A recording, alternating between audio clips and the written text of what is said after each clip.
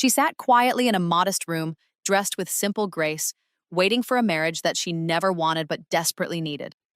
Her mind was not in that room. It was with her three daughters at home. Before leaving, she had cooked for them, arranged everything they might need, and left the eldest, now 14, in charge of the household. The girl was responsible, gentle, and hardworking, always stepping in when her mother disappeared for 3 days every second month. But no matter how capable her daughter was, a mother's heart never rests. Worry remained lodged inside her like a stone. For years, she had been leaving the house secretly to engage in temporary marriages, something she hated, something she never imagined doing, something she could never explain to her daughters. Poverty had cornered her after her husband's death. Alone, without support, she struggled to feed and educate her children. At first, she tried to work, to manage small tasks, but survival pushed her toward a path that slowly ate away at her soul. She told herself it was temporary. She told herself it was necessary. But each time she returned home, her heart carried a heavier load of guilt. She had become skilled at disappearing without raising suspicion. But now her daughters were older. Her youngest two had begun to question why she left so often. They looked at her with confusion and doubt, and sometimes she noticed a painful shadow in their eyes, a fear that their mother was involved in something shameful. She wanted to tell them the truth, but how could she? Temporary marriage was forbidden. People considered it immoral and sinful. Explaining it would not make it cleaner. It was, in its essence, another form of exploitation, and she knew it. And so she hid the truth from the very children she would have died to protect. Today's marriage was supposed to be her last. After this, she planned to save the money, start a small business, and leave this dark world forever. The agent had offered her 600,000 rupees for a 6-day marriage with a 70-year-old man. She had not seen him. She had not asked questions. The money was too tempting, and desperation silenced reason. She convinced herself this was the final sacrifice she needed to make. She did not know that this final decision, made in exhaustion, fear, and hope, would open the door to the darkest chapter of her life. She did not know she was walking into a trap from which returning would no longer be in her control. When the marriage contract was finally completed, she exhaled slowly, telling herself once again that it was only for 6 days. 6 days of discomfort. 6 days of pretending. 6 days before she could return to her daughters and close this chapter forever. But the first sign that something was wrong appeared almost immediately. Instead of the elderly man accompanying her, his driver arrived to take her to the residence. She found it unusual. Men who entered these temporary arrangements usually stayed close, eager to claim their time. But the driver simply said, "He has already left for home. He asked me to bring you safely." She initially dismissed the strangeness. She reminded herself not to overthink, get through 6 days, she whispered internally, and then walk away forever. Yet anxiety collected like smoke in her chest. The car halted outside a large, elegant mansion, far grander than anything she had ever stepped into. When she entered, the staff greeted her with an unusual level of respect.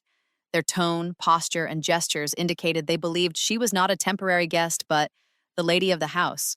A house like this could swallow secrets whole, and for a brief moment she wondered if her presence was one of those secrets. A maid led her down a long hallway, through polished corridors, and into a spacious room. And that was when she saw him for the first time. The old man was sitting in a large chair, his face shadowed by the dim lights. When he turned toward her, she instinctively stepped back. His face was scarred, severely so, from old smallpox wounds. The scars twisted across his features, making his expression difficult to read. She had met all kinds of men through the years, but something about him sent a sharp, cold tremor through her. His presence was heavy, unsettling, almost suffocating. He gestured for her to sit. She obeyed silently, lowering her gaze. His eyes remained fixed on her, studying her as though she were an object he had purchased, not a human being who happened to be sitting before him. The room felt colder with every second that passed. Her mind screamed beneath her calm exterior. 6 days suddenly felt impossibly long. She silently cursed her desperation, her haste, her decision to come without investigating anything. Every instinct warned her that she had walked into something dangerous, something she could not yet fully understand. But she was here now, and the door behind her had already closed. The old man's voice broke the silence like a blade slicing through still air. He spoke slowly, but with an authority that demanded immediate obedience. From the very first sentence, it became clear that he did not see her as a temporary companion or even as a guest. He spoke as someone issuing commands to someone beneath him. "I am a man of strict principles," he began. "I do not tolerate disobedience. I do not accept refusal. Anyone who challenges my word receives punishment. I show no mercy." Each word deepened the unease tightening around her chest. She kept her eyes lowered, afraid that even her expression might provoke him. She had encountered controlling men before, men who loved the power they briefly had over her during temporary marriages, but this was different. His voice lacked warmth, lacked humanity. It was the tone of a man who expected complete submission, not compromise. She wanted to speak up, to remind him that she was here for only 6 days, and that she was not bound to him for life. But fear pressed her lips shut. She was alone in a mansion she did not recognize, surrounded by strangers loyal to him. She sensed immediately that any defiance could have consequences she was not prepared to face. He continued speaking, explaining the rules of his house. Every instruction sounded like it belonged in the life of a permanent wife, not a temporary one. He told her where she could sit, how she must walk, what tone she must use, what time she must wake, and where she should remain when he was not around. His tone suggested he didn't expect her to argue. He expected obedience. Inside her mind, panic churned. She had endured many unpleasant temporary marriages, but never had she met a man who spoke to her like this. The others, no matter how cruel or arrogant, knew the arrangement was brief. But this old man spoke as if time did not exist, as if she belonged to him indefinitely. He studied her face with unsettling concentration. When he noticed her discomfort, his gaze hardened, as if he considered her reaction a personal insult. She felt her body tense, knowing that any sign of revulsion angered him. Her thoughts drifted back to her daughters. She imagined them waiting, expecting her home in 6 days. The gap between expectation and reality felt like a deep pit opening beneath her feet. She had walked into this arrangement thinking she was buying time and freedom. Instead, she sensed that she was losing both, and she had only just arrived. Over the next day, she began to see the old man's personality more clearly, an unsettling blend of cruelty, control, and obsession. He watched her constantly, every movement, every inhale, every moment of hesitation. His authority became a heavy presence in the room, and she learned quickly that silence was safer than speech. But what confused her most was the strange contrast between his harshness and the way he lavished her with expensive clothing. Without warning, servants appeared with boxes filled with bright, luxurious dresses, garments she had never worn in all the years since her husband died. They were rich in color, stitched with intricate designs, and far more extravagant than anything she had ever owned. "I want you to wear these," he said, his eyes studying her like she was a decorative object he was polishing for display. "You look best in vibrant colors. I prefer beauty that stands out." His tone made her stomach twist. She had spent years dressing modestly, always wearing simple clothes, always avoiding attention. Even during temporary marriages, she used the same old maroon dress, the only one she owned for such occasions. But now, in this unfamiliar house, she felt like prey being styled for the predator's satisfaction. She tried to protest gently, saying she preferred simpler clothing. His expression changed instantly, his eyes cold, his jaw tightening. She understood the warning refusal was dangerous. Silence was safer. And so, with trembling hands, she put on one of the dresses. The fabric was soft, expensive, and flattering.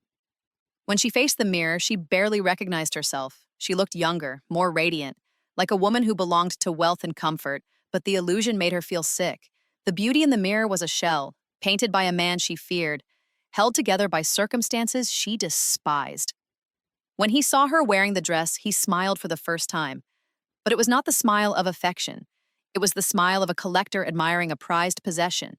The way his eyes followed her made her wish she could disappear into the walls. He praised her beauty with unsettling delight, telling her that her photograph had captivated him the moment the agent showed it. "Your charm," he said, "forced me to bring you here at any cost." His words made her blood run cold. She realized he hadn't chosen her for companionship. He had chosen her to fill a void, to replace a fantasy, to become a decoration in his lonely mansion. And deep inside, she sensed that something far darker was hidden behind his admiration, something she had not yet uncovered. 2 days eventually passed under the old man's rigid rules and suffocating presence. She spent those days moving like a shadow, careful with every word and every step. She tolerated his coldness, his demands, his disturbing admiration, and the constant pressure of pretending to be calm. But inside, she counted the hours, whispering to herself, just a little longer, then you will go back to your daughters. Finally, the sixth morning arrived, the day she believed would bring her freedom. She packed the few belongings she had brought, deliberately leaving behind every dress and gift the old man had given her. She wanted nothing from him, not even a handkerchief. His house, his clothing, his voice, everything about him disgusted her, and she wanted to walk away with clean hands and a clean conscience. The thought of returning home gave her strength. But when she walked toward the main door, a shock froze her in place. The gatekeeper blocked her path. He stood there firmly, refusing to move. I cannot open the gate for you, he said politely but firmly. I have received no instructions from the master. Her heartbeat stumbled. The agreement is complete, she insisted. My time is finished. I need to go home. The guard shook his head. His expression wasn't cruel, it was simply loyal. Madame, I cannot disobey my employer. Without his permission, no one leaves. Please return inside. Confusion twisted into panic. Every temporary husband she had known had allowed her to leave exactly on time.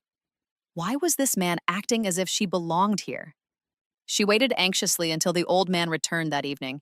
With her voice trembling, she explained everything, her daughters waiting at home, the completed arrangement, the promised time period. She pleaded for him to let her go. He listened calmly, almost too calmly, and then his response shattered her world. I never agreed to a temporary marriage, he said flatly. I married you permanently. You are my wife. You live here now. You will never leave this house. For a moment, she felt as if the ground beneath her had disappeared.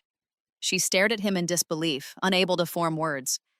He continued speaking, his tone dangerously casual.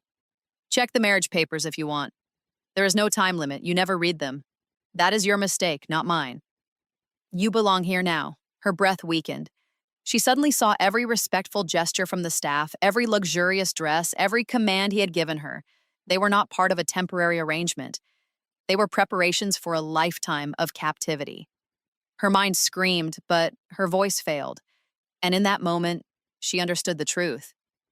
She had not walked into a temporary marriage. She had walked into a trap.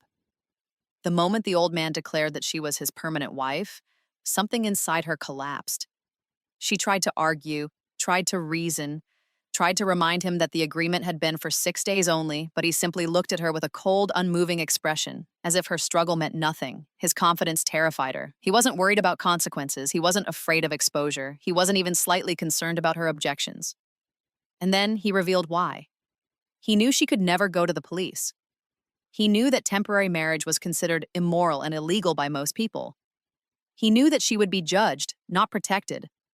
The agent who arranged the marriage would also turn against her. There was no proof, no witnesses, no voices that would take her side. Every path she could run toward would only push her deeper into shame and danger, and the old man knew it.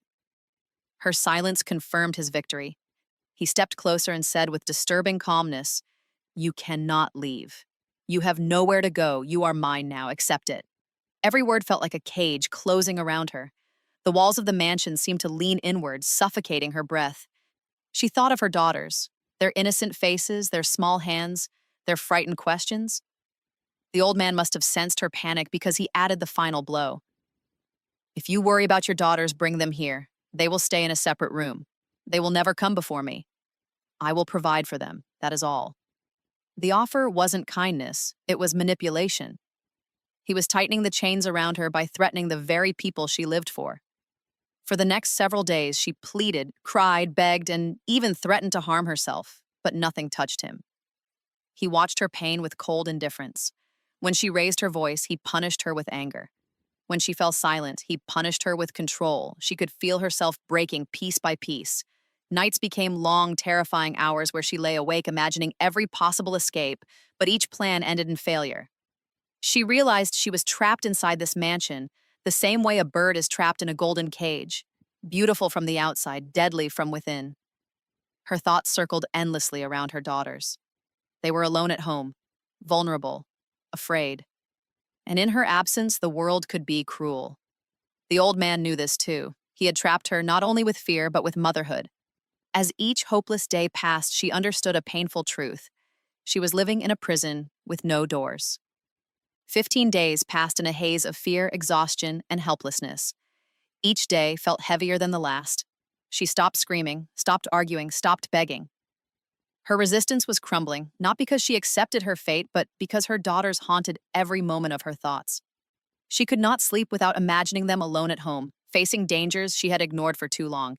The old man's threat, disguised as a solution, echoed constantly, "Bring them here." Finally, broken by worry, she agreed. The old man immediately sent his men to collect her daughters. She waited in the vast, suffocating mansion, heart pounding, guilt twisting her insides. When the car finally arrived, she rushed outside, and the sight shattered her completely. Her three daughters stepped out hesitantly, their faces pale with fear, their bodies stiff, their eyes wide and frightened. They looked like children who had been dragged into a nightmare they could not understand. When they saw her, they ran toward her and clung to her desperately, sobbing into her clothes. She held them tightly, fighting back her tears. Inside the mansion, the girls stayed close, watching everything with trembling uncertainty. This was not a home, it was a trap. And now they were inside it too. She took them to a secluded room and closed the door, wanting to shield them from every gaze in that house. She sat on the floor with them, her hands shaking. They deserved the truth, and for the first time, she forced herself to speak honestly. She told them everything, her struggle, her secret, the temporary marriages, the mistakes she had made this time, and the prison they were now trapped in. Her voice cracked with shame. "I am sorry," she whispered. "I tried to give you a better life. I tried to protect you, but I failed." Her eldest daughter broke first. Tears rolled down her face as she said, "We will stay with you. Whatever you say, we will do. We just want to be safe." But then the girl revealed something that made her mother's heart nearly stop. During her long absences, a neighbor had begun visiting the house at night, pretending to check on the girls. He spoke sweetly, acted protective, and gave excuses to enter their home. They knew his intentions were wrong. They felt unsafe. They never told her, afraid of upsetting her. Hearing this, the mother felt a cold wave of horror wash over her. She had almost lost her daughters, not to poverty, but to predatory intentions she hadn't seen, her decisions, her desperation, her silence. Everything had pushed them closer to a danger she never imagined. Now they were in the mansion, not because she trusted the old man, but because the world outside had become just as terrifying. The cage had closed around all of them. That night, after her daughters revealed what had been happening during her absences, she felt a kind of pain that pierced deeper than anything the old man had ever done to her. She had believed she was suffering alone, taking risks alone, carrying secrets alone, but her daughters had been carrying silent fear, silent danger, and silent confusion in her absence. She had tried to protect them, but her choices had unknowingly exposed them to even greater threats. As her daughters cried softly beside her, she held them close and felt her heart break in ways she had never experienced. She apologized again and again, her voice trembling, her eyes filled with helpless tears. She told them she had believed temporary marriages were a necessary burden to keep their lives running, but she admitted that desperation had blinded her. She had stepped into a world she never fully understood, and now she had dragged her children into the consequences. Her eldest daughter, though young, showed surprising maturity. She wiped her mother's tears and said, "We will be careful, we will stay quiet. Just don't worry about us." The innocence in her voice made the mother want to collapse. These children, who should have been playing, dreaming, learning, were now speaking like survivors of a war they never asked to fight. The mother realized then what she had lost: the trust and admiration in her daughter's eyes. They loved her, but they had seen her broken, controlled, shouted at, humiliated. They had watched her move around the mansion without freedom, without dignity, without voice. Children should see strength in their mothers. What her daughters saw now was the devastating cost of one wrong decision. Days inside the mansion were heavy and silent. The daughters stayed hidden in the room assigned to them, speaking in whispers, afraid of making a sound. They learned quickly that the house was not a place where laughter or freedom lived. They understood that one wrong step, one unexpected encounter with the old man, could bring unwanted consequences. The mother tried to comfort them, but she herself had become emotionally drained. Nights were the worst. She lay awake beside her daughters, listening to their breathing and thinking about every mistake that had brought them here. She realized she had misunderstood why faith, dignity, and lawful protection mattered. She had tried to avoid remarriage out of loyalty to her late husband, but in doing so, she had unknowingly pushed her children toward danger and herself toward captivity. Regret pulsed through her like a constant ache. If she had accepted support earlier, if she had chosen a different path, if she had trusted someone honorable, none of this would have happened. But regret cannot rewrite time. It cannot. And now, inside this mansion, regret was the only thing truly free. As the days dragged into weeks, a strange heaviness settled into the mansion. The mother moved through the halls like a ghost, careful and silent, avoiding the old man's presence as much as possible. Meanwhile, her daughters remained hidden in their room, the door always slightly closed, their voices barely above whispers. Fear shaped every hour of their new life. The mansion was large, but for them, it felt like a shrinking cage. One afternoon, while she was in the kitchen helping a maid with small tasks, the maid hesitated before speaking. She glanced around nervously, making sure no one was listening, then in a low voice, she told a truth the mother had not been prepared to hear, one that made everything suddenly fall into place. The old man had once been married to a woman who, in many ways, had been just like her, young, beautiful, gentle, and hopeful. She had entered the mansion full of life, but little by little, under the old man's suffocating control, her spirit had died long before her body did. The maid described how the old man would dress her in vibrant clothes, force her to behave exactly as he wished, and punish even the smallest sign of resistance. The woman had lived like a silent puppet, performing whatever role he demanded. Years passed, and she bore him 2 sons, but the pressure, the fear, and the psychological torment eventually consumed her. She stopped speaking, stopped smiling, stopped looking people in the eyes. Bit by bit, she disappeared inside herself, until finally, her body gave up too. She died young, and the old man buried her without grief, without ceremony, without remorse. Then came another chilling truth. Both sons, after growing up and witnessing their father's cruelty, left him forever. They moved abroad, cut all ties, and never returned, not even once. The mother felt her throat tighten. She realized the old man had not chosen her because of money or companionship.